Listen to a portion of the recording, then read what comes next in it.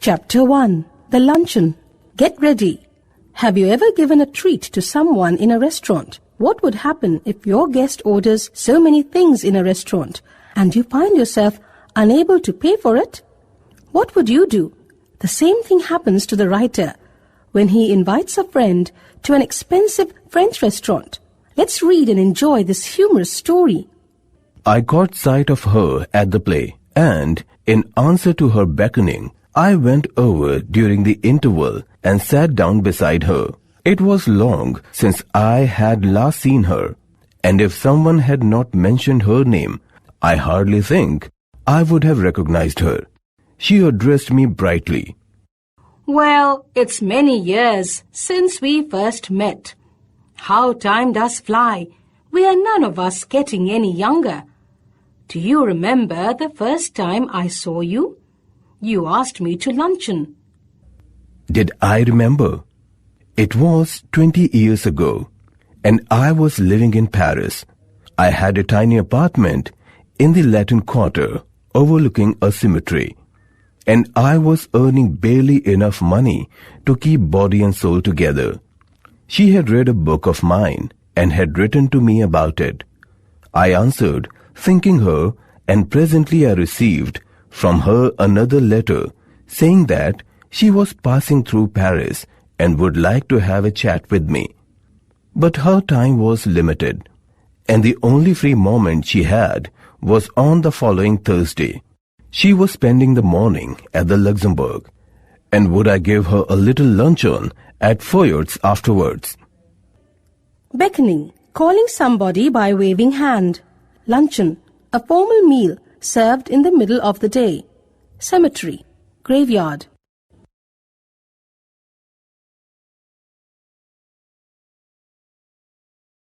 Feuert's is a restaurant at which the French senators eat, and it was so far beyond my means that I had never even thought of going there.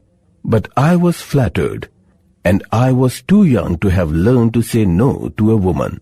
I had 80 francs to last me the rest of the month, and a modest luncheon should not cost more than 15. If I cut out coffee for the next 2 weeks, I could manage well enough. I answered that I would meet my friend by correspondence at Feuert's on Thursday at 12:30. She was not so young as I expected, and in appearance imposing rather than attractive. She was, in fact, a woman of 40, and she gave me the impression of having more teeth, white and large and even, than were necessary for any practical purpose. She was talkative, but since she seemed inclined to talk about me, I was prepared to be an attentive listener. I was startled when the bill of fare was brought, for the prices were a great deal higher than I had anticipated. But she reassured me. I never eat anything for luncheon. She said. Oh, don't say that, I answered generously. I never eat more than one thing. I think people eat far too much nowadays. A little fish, perhaps. I wonder if they have any salmon. Well, it was early in the year for salmon, and it was not on the bill of fare. But I asked the waiter if there was any. Yes, a beautiful salmon has just come in. It was the first they had. I ordered it for my guest. The waiter asked her if she would have something while it was being cooked. No, she answered. I never eat more than one thing, unless you have a little caviar. I never mind caviar. My heart sank a little. I knew I could not afford caviar, but I could not very well tell her that. I told the waiter by all means to bring caviar. For myself, I chose the cheapest dish on the menu, and that was a mutton chop. I think you are unwise to eat meat, she said.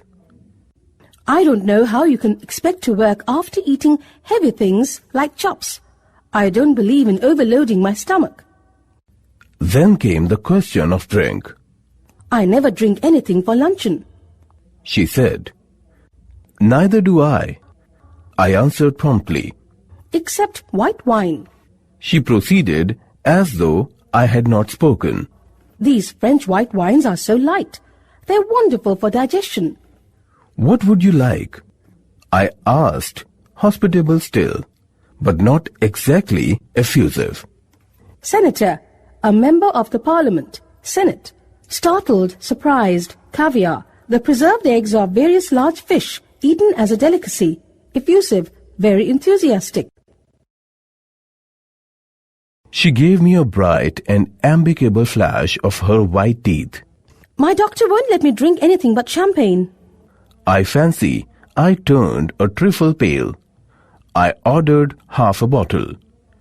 I mentioned casually that my doctor had absolutely forbidden me to drink champagne. What are you going to drink then? Water. She ate the caviar and she ate the salmon. She talked gaily of art and literature and music. But I wondered what the bill would come to. When my mutton chop arrived, she took me quite seriously to task. I see that you're in the habit of eating a heavy luncheon. I'm sure it's a mistake. Why don't you follow my example and just eat one thing? I'm sure you'd feel ever so much better for it. I am only going to eat one thing, I said, as the waiter came again with the bill of fare. She waved him aside with an airy gesture. No, I never eat anything for luncheon, just a bite. I never want more than that, and I eat that more as an excuse for conversation than anything else. I couldn't possibly eat anything more unless they have some of those giant asparagus. I should be sorry to leave Paris without having some of them. My heart sank. I had seen them in the shops, and I knew that they were horribly expensive. My mouth had often watered at the sight of them. Madame wants to know if you have any of those giant asparagus. I asked the waiter. I tried with all my might to will him to say no.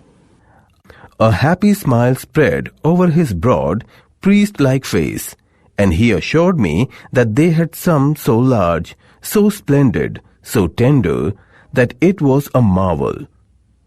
I'm not in the least hungry. My guest sighed. But if you insist, I don't mind having some asparagus. Amicable, friendly, gaily, cheerfully, asparagus, a kind of green vegetable. Madame, French equivalent of madam.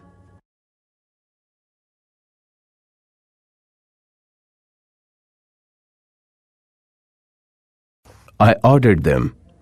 Aren't you going to have any? No, I never eat asparagus. I know there are people who don't like them. The fact is, you ruin your taste by all the meat you eat. We waited for the asparagus to be cooked. Panic seized me. It was not a question now how much money I should have left over for the rest of the month, but whether I had enough to pay the bill. It would be embarrassing to find myself 10 francs short and be obliged to borrow from my guest. I could not bring myself to do that. I knew exactly how much I had, and if the bill came to more, I made up my mind that I would put my hand in my pocket and with a dramatic cry start up and say it had been picked. Of course, it would be awkward if she had not money enough either to pay the bill. Then the only thing would be to leave my watch and say I would come back and pay later. The asparagus appeared. They were enormous, juicy, and appetizing. I watched the wicked woman thrust them down her throat in large mouthfuls, and in my polite way I spoke about the condition of the drama in the Balkans. At last she finished. "Coffee?" I said. Yes, just an ice cream and coffee. She answered. I was past caring now, so I ordered coffee for myself and an ice cream and coffee for her. You know, there is one thing I thoroughly believe in, she said, as she ate the ice cream. One should always get up from a meal, feeling one could eat a little more. Are you still hungry? I asked faintly.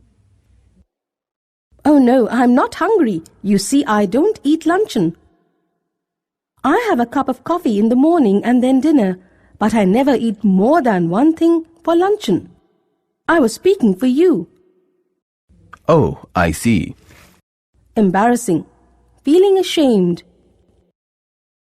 Then a terrible thing happened.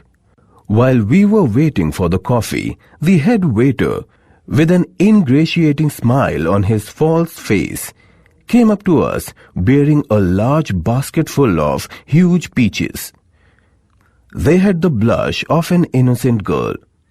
They had the rich tone of an Italian landscape. But surely peaches were not in season then. Lord knew what they cost. I knew too, a little later, for my guest, going on with her conversation, absent-mindedly took one. You see, you filled your stomach with a lot of meat. My one miserable little chop. And you can't eat any more. But I have just had a snack, and I shall enjoy a peach. The bill came, and when I paid it, I found that I had only enough for a quite inadequate tip. Her eyes rested for an instant on the 3 francs I left for the waiter. And I knew that she thought me mean.